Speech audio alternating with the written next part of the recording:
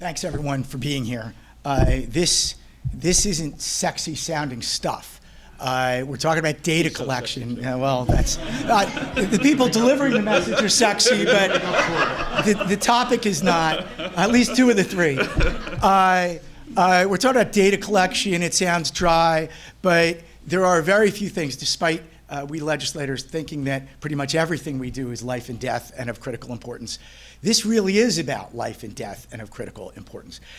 What we're doing here today, this bill, which I believe will pass through the legislature quickly, and I believe will get the support of the governor in the end, is a culmination of years of work and concern for people in this community, legislators, fits and starts, failed attempts to move the ball forward. This, I think, is going to be the successful effort. I'm happy to be a small part of it. And we're talking here about the community of emergency responders. These are people that none of us ever thinks about, let's be honest. They do all this training. They are going out in the middle of the night. And I don't care, paid or unpaid, this is a calling. This is some serious work. It's difficult work. You're in the middle of the night. You're early in the morning. You're all day long. You're on, one way or another. We have to take care of this community. Again, it's been a bipartisan effort. The critical aspects of this, these folks on the front line and these services and this data we're going to collect will be the canary in the coal mine. Lab reports could take days.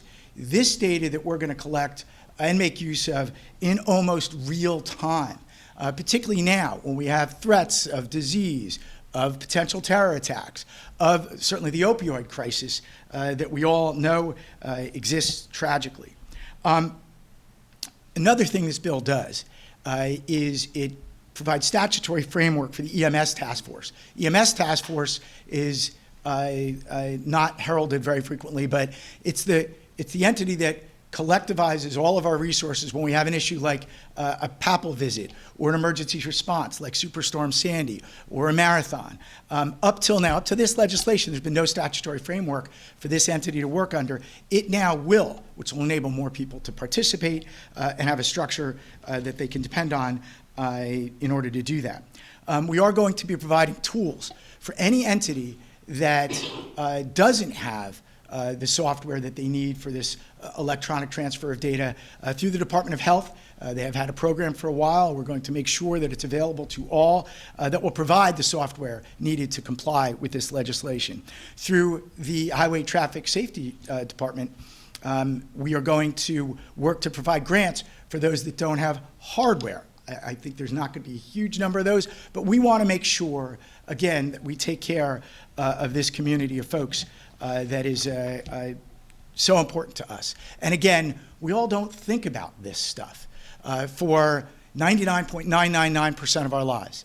And then 1.000%, these services become the biggest aspect of our lives because our lives could end without them.